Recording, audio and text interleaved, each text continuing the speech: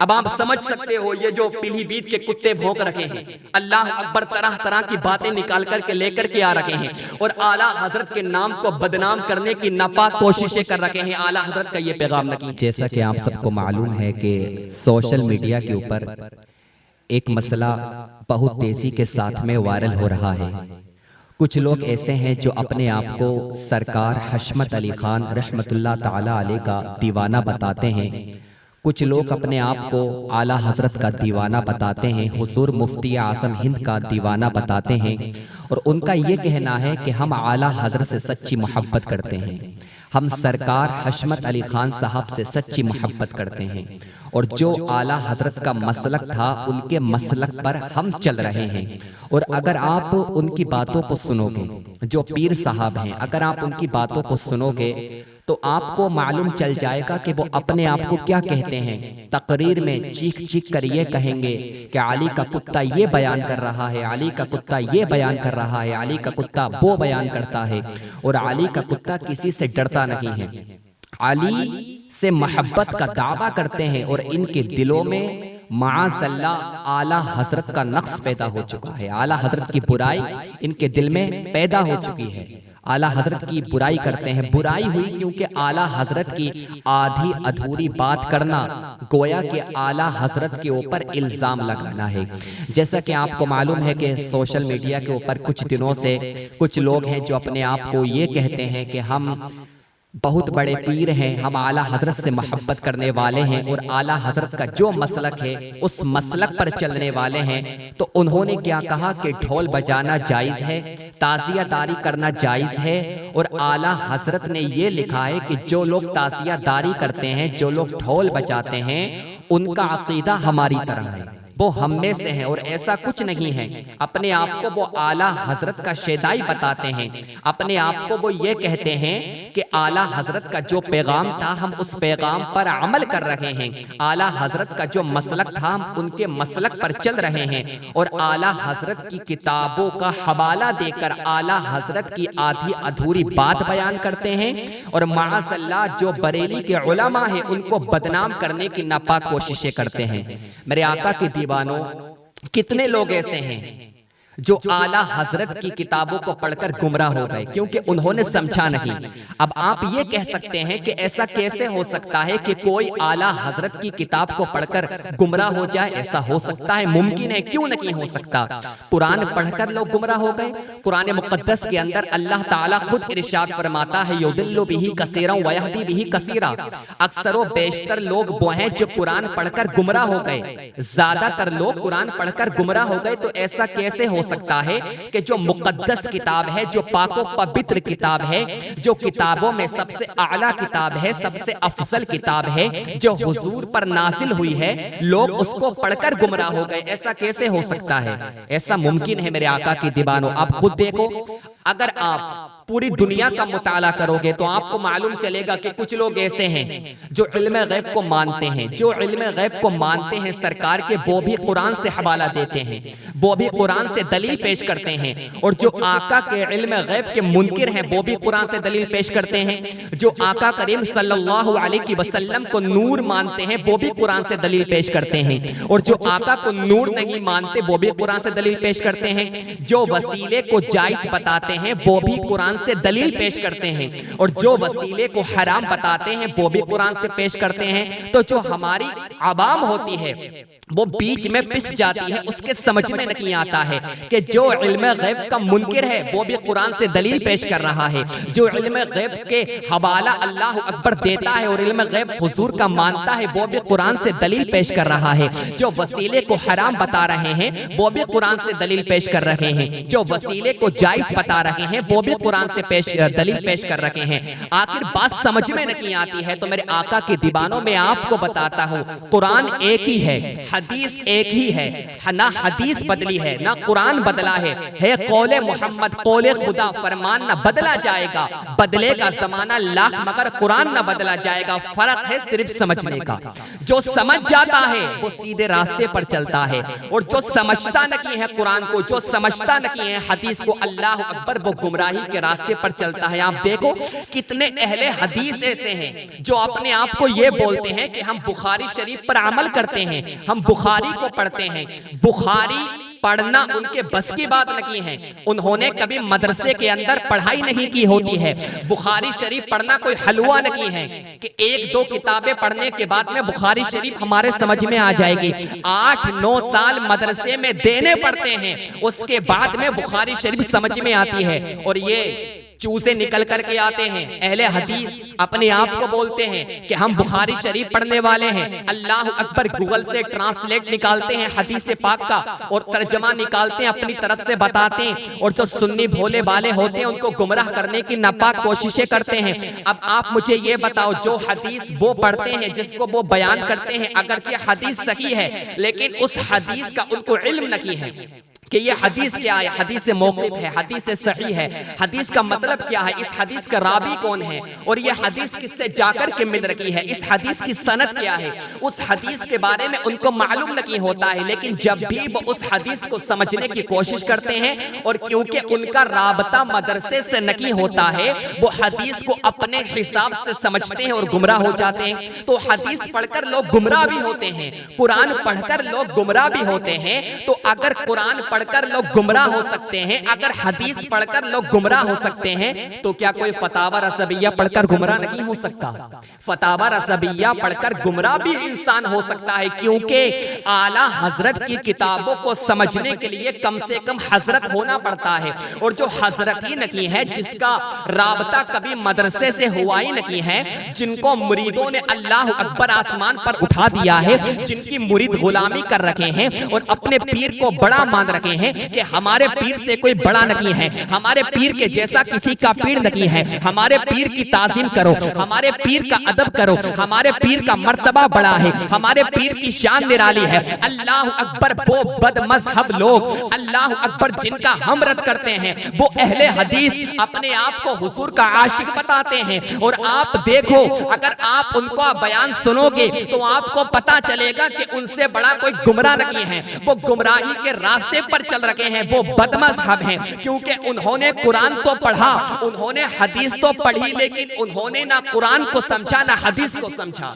कुरान समझने के लिए, हदीस समझने के लिए पहले 8-9 साल मदरसे में देने पड़ते हैं। और आला हजरत की किताबों को समझना आसान है क्या?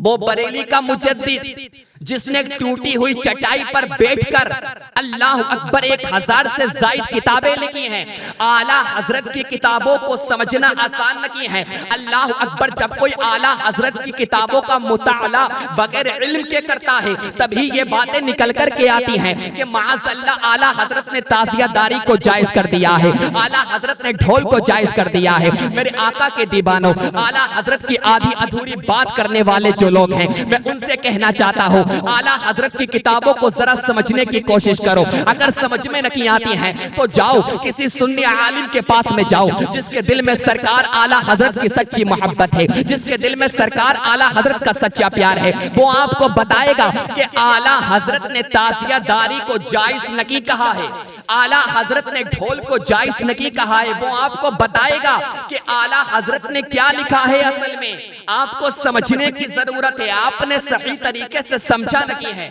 मेरे आका की दीवानों, मैं आपको एक मिसाल बताता हूँ, आपके समझ में आ जाएगी कि कुरान समझना हर किसी के बस की बात नहीं है, हदीस को समझना और आला हजरत की किताबों को समझना आसान नहीं है। जब कोई 8 साल, 9 साल, 10 साल, 12 साल, 15 साल मदरसे में देता है, तब जाकर के बुखारी शरीफ समझ में आती है, तब जाकर के आपको आला हजरत की किताबों का इल्म होगा कि आला हजरत ने जो लिखा है इसको लिखने का मकसद क्या है, आला हजरत ने जो बयान किया है इसको बयान करने का मकसद क्या है। आपको मैं बताता हूँ, एक नवाब साहब थे, एक मिसाल देकर मैं आपको समझा रहा हूँ ताकि आपके समझ में आ जाए। एक नवाब साहब थे, उनको किसी से मिलने का शौक नहीं था, तो उन्होंने अपने दरवाजे के बाहर एक तख्ती पर लिखवाया कि ठहरो मत अंदर आओ, और अपने खादिम से कहा किसी को अंदर आने मत देना। तो तख्ती पर लिखा हुआ था बाहर उनके दरवाजे के कि ठहरो मत अंदर आओ। एक अल्लामा साहब आए, बहुत बड़े आलिम थे, जो अपने आप को बहुत बड़ा आलिम कहते थे। जब वो आए, उन्होंने जैसे ही वो पढ़ा उन्होंने डायरेक्ट अंदर जाना शुरू कर दिया। खादिम ने रोका, आलिम साहब आप कहां पर जा रहे हो, आप कहां पर जा रहे हो? आलिम साहब ने कहा मुझे नवाब साहब से मिलना है। खादिम कहने लगा क्या आप मेरी नौकरी खत्म करवाओगे? नवाब साहब ने मुझे हुक्म भी दिया है और आपने बाहर पढ़ा नहीं कि बाहर तख्ती पर क्या लिखा हुआ है? आपने पढ़ा नहीं दरवाजे के बाहर कितना मोटे मोटे अल्फाजों में लिखा हुआ है? अल्लामा साहब ने कहा मैंने पढ़ा है तभी तो मैं अंदर जा रहा हूँ, तभी तो मैं अंदर जा रहा हूँ। बोले आपने क्या पढ़ा है? बोले वहां पर लिखा हुआ है कि ठहरो मत अंदर आओ, ठहरो मत अंदर आओ। आप ये देखो बात एक ही है, बात में कमी नहीं है। लिखा हुआ क्या है कि ठहरो मत अंदर आओ, लेकिन आलिम साहब ने पढ़ा ठहरो मत अंदर आओ तो समझने की बात है। कोई समझ के आगे बढ़ गया, कोई समझ के पीछे आ गया। अब आला हजरत ने जो लिखा है मैं आपको बताता हूँ। अल्लाह अकबर, जिसका हवाला देकर ये आला हजरत को बदनाम करने की नापाक कोशिशें कर रखे हैं, आला हजरत पर तोहमत लगा रखे हैं और एक बिदअती के अकीदे को आला हजरत से मिला रहे माअज़ल्लाह। मैं आपको बताता हूं आला हजरत ने क्या लिखा है, जिस फतावा रज़विय्या का यह हवाला दे रखे हैं। आला हजरत ने फतावा रज़विय्या की 8वीं जिल्द में लिखा है, क्या लिखा है कि जो ताज़ियादारी करते हैं, जो ताज़िया बनाते हैं, जो उसकी ताज़ीम करते हैं, ये बिदअत अमली है। लेकिन हम इसको इस बुनियाद पर कि वो ताज़ियादारी करते हैं, वो ताज़ियादारी अल्लाह अकबर ताज़िया बनाते हैं, वो उसके आगे बैठते हैं, नियाज करते हैं, जो भी करते हैं, इस बुनियाद पर हम उनको काफिर नहीं कह सकते, इस बुनियाद पर हम उनको काफिर नहीं कह सकते हो। लेकिन आला हजरत ने क्या कहा, ये बिदअत अमली है। आला हजरत ने इसको बिदअत बताया है। आला हजरत ने ये लिखा है अपनी किताब के अंदर, इनका अकीदा उनकी तरह नहीं है जो वहाबी हैं, जो देवबंदी हैं, जो अहले हदीस हैं, जो सरकार की शान में गुस्ताखियां करते हैं, अल्लाह अकबर, जो सरकार की शान में बेअदबियां करते हैं, जो औलिया किराम की शान में बेअदबी करते हैं। इनका अकीदा उनकी तरह नहीं है, यह अकीदतन हम में से है, लेकिन अमलन तौर पर हम में से नहीं है। यह अकीदतन हम में से। आप मुझे इतना बताओ, अगर कोई ताज़ियादारी करता है, अगर कोई ताज़िया बनाता है, उसकी ताज़ीम करता है, अगर कोई ढोल बजाता है, ढोल बजाना अल्लाह अकबर उसको अच्छा लग रहा है, तो क्या आप उसको काफिर कहोगे? कोई उसको काफिर नहीं कह सकता, क्योंकि ये जो काम कर रहा है वो बिदअत वाला काम कर रहा है, वो हराम काम कर रहा है, वो नाजायज काम कर रहा है। लेकिन किसी नाजायज काम को देखकर, किसी हराम काम को देखकर जो नाजायज और हराम काम कर रहा है, हम उसको काफिर नहीं कह सकते। और आला हजरत ने यही लिखा है कि वो अकीदतन हम में से है। अकीदतन हम में से इसका मतलब क्या है? अगर कोई अपनी दाढ़ी को काटता है, दाढ़ी काटना यह हराम है, नमाज को छोड़ना हराम है, झूठ बोलना हराम है, तो अगर कोई नमाज को छोड़ रहा है, अगर कोई अपनी दाढ़ी को काट रहा है, तो क्या वो काफिर हो जाएगा? वो काफिर नहीं होगा। उसका अकीदा दुरुस्त है, उसका अमल गलत है, उसका अकीदा दुरुस्त है। फिर से मैं जुमला बोल रहा हूँ, उसका अकीदा दुरुस्त है, उसका अमल गलत है। आला हजरत ने यही कहा है कि उनका अकीदा दुरुस्त है, वो अकीदतन हम में से है, लेकिन उनका यह अमल गलत है। लेकिन इन जाहिलों ने क्या कह दिया कि आला हजरत ने यह कहा है कि जो ताज़िया दार का अकीदा होता है वही हमारा अकीदा होता है। अरे शर्म आना चाहिए, एक मुजद्दिद के अकीदे को तुम उन लोगों से मिला रखे हो, अल्लाह अकबर, जो हराम कारिया करते हैं, अल्लाह अकबर, जो झूठ बोल रखे हैं। आला हजरत की शान को जरा मुलाहजा फरमाओ। कौन आला हजरत? अल्लाह अकबर, वो बरेली का इमाम, जब वो हयात थे, अल्लाह अकबर, जब वो हयात थे, उनका जिस्म तो बरेली के अंदर था, लेकिन उनका दिल हुजूर के रोजे का अल्लाह अकबर तवाफ कर रहा था, उनका दिल खाना काबे का तवाफ कर रहा था। वो मुजद्दिद मेरा इमाम आला हजरत, जिसने टूटी हुई चटाई पर बैठकर 1000 से ज्यादा किताबें लिखी हैं। आला हजरत की किताबों का जब मुताला किया, पूरी दुनिया के उलमा ने, हिंदुस्तान, पाकिस्तान, इंग्लिस्तान, Afghanistan, Sudan, America, Germany, Japan, Holland, Malaysia, Syria, Australia, Zimbabwe, चीन, नेपाल, भूटान, मशरिक, मगरिब, शिमाल और जुनूब के बड़े बड़े जय्यद उलमा ने, पूरी दुनिया के जय्यद उलमा ने जब आला हजरत की किताबों का मुताला किया, तो सबने यही कहा है कि मुल्के सुखन की शाही, तुमको रजा मुसल्लम, जिस समत आ गए हो सिक्के बिठा दिए हैं।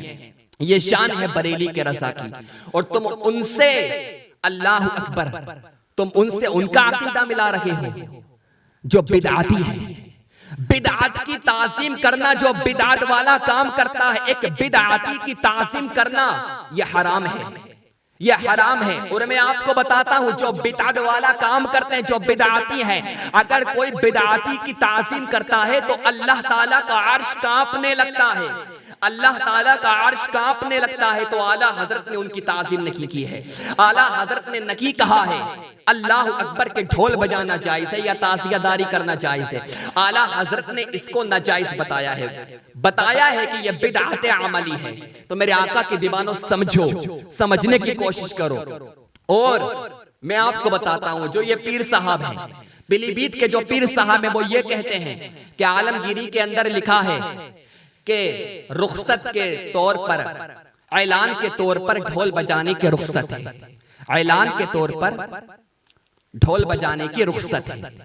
तो आपको आलमगीरी में ये अभी नजर आया, आपको पहले नजर नहीं आया? आप मुझे इतना बताओ, तो क्या सिर्फ मुहर्रम के अंदर ही आप ऐलान के तौर पर ढोल बजाओगे? अब इनके कुछ चमचे हैं, मैं जानता हूं इनके कुछ चमचे हैं जो कमेंट्स में आकर के गालियां देंगे, जो बात करेंगे तो गालियां देंगे। मैं उनसे पूछना चाहता हूं, जो ये बयान कर रखे हैं कि ऐलान के तौर पर ढोल बजाने की रुखसत है, बजा सकते हैं, जायज है और बजाना चाहिए। और उसने ये बात भी बोली है, जो इनका बड़ा पीर है, कि जब मुहर्रम आए तो ढोल बजाना, और जब कोई पूछे कि ढोल क्यों बजा रहे हो तो साफ साफ ये कह देना कि इमाम हुसैन का मकीना शुरू हो चुका है, इस वजह से हम ढोल बजा रहे हैं। अरे जालिमों, क्या दीन का तुमने तमाशा बना दिया है? अल्लाह अकबर क्यों दीन का मजाक बना रहे हो? अगर कोई सुनेगा तो तुम्हारे ऊपर हंसेगा। क्या मुहर्रम में ढोल बजाया जाएगा? मुझे बजाओ, मुझे बताओ ये ढोल कब बजा था? अल्लाह अकबर, जब करबला का वाकया हुआ था, कि जब अली अकबर की अल्लाह अकबर जवानें लुट रही थी, जब कासिम का शवाब लुट रहा था, जब अब्बास के बाजू कट रखे थे, अल्लाह अकबर, जब इमाम हुसैन के सीने पर खंजर चलाया जा रहा था, तो क्या तब ढोल बजा था? जो तुम ढोल बजाने के लिए कह रहे हो, ढोल कब बजा था? मैं आपको बताता हूं, जब इन यजीदी कुत्तों ने, इन यजीदी भेड़ियों ने आका इमाम हुसैन का सर काटा था, दमिश्क के बाजार में आका हुसैन के सर को लेकर के गए थे, तब इन लोगों ने जीत की खुशी में जाहिरी तौर पर ढोल बजाया था कि हम जाहिरी तौर पर जंग को हमने फतह कर लिया है। तब इन यजीदियों ने ढोल बजाया था।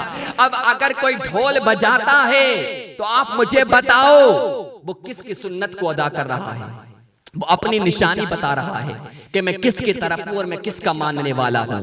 अगर ऐलान के तौर पर रुखसत है तो आपको पहले नजर नहीं आया, और मौलवी साहब, पीर साहब के आपके पास में कैलेंडर नहीं है जो आपको मालूम नहीं चलेगा या लोगों को मालूम नहीं चलेगा कि मुहर्रमुल हराम का महीना आ चुका है। और ढोल बजाने का अगर इतना ही शौक है तो सफर में भी बजाओ, जब रबीउल अव्वल का महीना आ जाए तो उसमें भी बजाओ, जब जो भी महीना शुरू हो उस महीना शुरू होने से पहले आप ढोल बजाओ, अगर ढोल बजाने का इतना ही शौक है।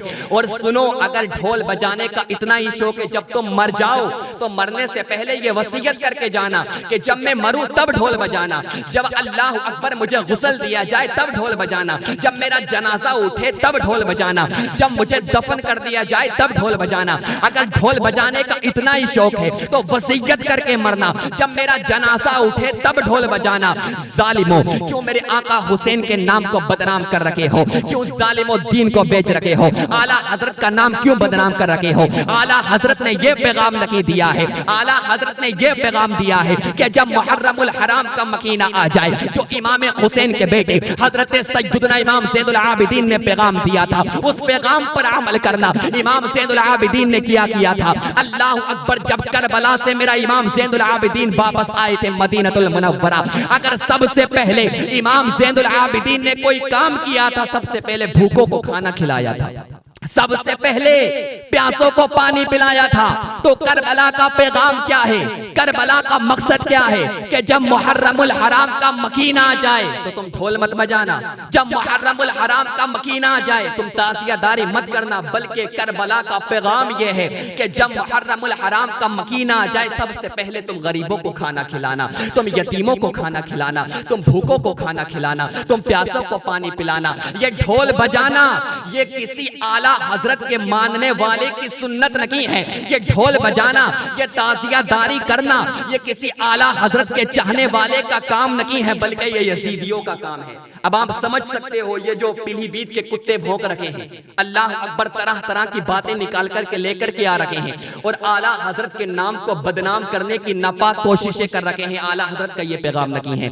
आला हजरत ने फतावा रज़विय्या के अंदर बस इतना लिखा है कि ये बिदअत अमली है। अगर कोई ढोल बजाता है, अगर कोई ताज़ियादारी करता है तो वो अक़ीदतन हम में से है, अमलन हम में से नहीं है, वो अक़ीदतन हम में से है। इसका मतलब क्या है? अगर कोई ढोल बजाता है, अगर कोई ताज़ियादारी करता है, अगर कोई ताज़िया के आगे नियाज करता है, अगर कोई नमाज पढ़ता है तो वो गलत काम तो कर रहा है, लेकिन हम उसको काफिर नहीं कहेंगे, हम उसको काफिर नहीं कहेंगे। और इस बात को लेकर वो पीलीभीत के पीर साहब ये कह रखे हैं कि आला हजरत ने ये बयान किया है कि जो ताज़ियादारी करने वाले का अकीदा होता है वही अकीदा आला हजरत का है। तौबा करें अगर आपने ये बात बोली है, क्योंकि आपसे हमारा ताल्लुक बहुत पुराना है। अगर 10 साल पहले जो आपका अकीदा था, अगर वही अकीदा आपका अब हो जाए कि आप देवबंदियों का रद्द किया करते थे, आप वहाबियों का रद्द किया करते थे, आप अहले हदीस का रद्द किया करते थे, अगर आपका अकीदा वैसा ही हो जाए, अल्लाह अकबर, तो मुलाकात होगी, मोहब्बत से मुलाकात होगी, बड़े बड़े उलमा आपसे मोहब्बत से मुलाकात करेंगे। क्योंकि जो सरकार हशमत अली खान साहब ने जो पैगाम दिया है, अगर आप उस पैगाम पर चलोगे, उनके पैगाम पर अमल करोगे, तो आप जब तक दुनिया के अंदर रहोगे आप यहाँ पर खुश रहोगे और दुनिया से जाने के बाद में भी आप खुश रहोगे। तो मैं अल्लाह रब्बुल इज्जत की बारगाह में यही दुआ करता हूँ, अल्लाह ताला इन सबको हिदायत अता फरमाए।